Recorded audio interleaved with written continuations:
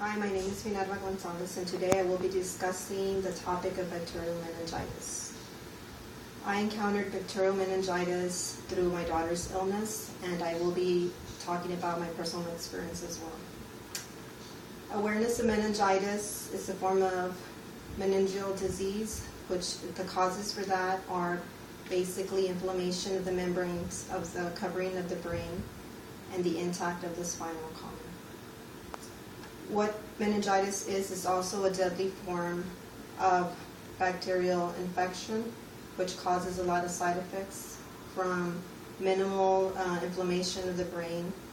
It causes infection in the meningeal cerebrospinal fluid, and also it's usually untreated if it's not diagnosed within time. How is meningitis acquired? It is usually acquired in several different ways, but the most often, or the most common type would be from fecal to oral contamination. Basically, that has to do a lot with hand sanitizing, whether it be via hand washing, basically techniques to keep it from spreading into the membranes, especially as soon as you get that into the bloodstream, then it becomes fatal if not diagnosed within 24 to 72 hours. And what are the possible symptoms of meningitis? Well, basically, depending whether it be a child, an infant, or an adult, there is several different symptoms. A lot of them do require immediate medical attention. It can be from the severity of stiffness from the neck, fever, in most cases extreme fever, and basically light sensitivity, photosensitivity in some of the adults, severe headaches, body spasms. Can also vary from mild rashes, which are called petechial bruising, and a lot of that has to do with the fact that the body is being deprived of oxygen because of the inflammation of all the infection in the bloodstream. Also, there is a chance of irritability,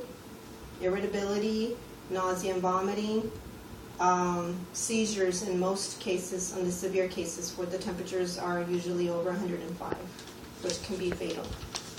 The symptoms are also very similar to those of encephalitis, which can happen with contamination from insect bites, mosquitoes. Importantly, you know that mosquitoes are very, very widespread. And a lot of the times when you get a bite from a mosquito, you get an immediate reaction. In the cases with meningitis, that is something that you need to look into right away, because if you're allergic to that bite and you're not taking care of that, you could be wasting time, and from the time that it is diagnosed, from the time of the treatment. So you can actually have a bad outcome, and it can be fatal, especially in young children. How can meningitis be treated and where? Depending the situation, bacterial meningitis can be treated in the hospital. It has to be. You have to be evaluated, and you have to be treated through antibiotics, intravenous antibiotics.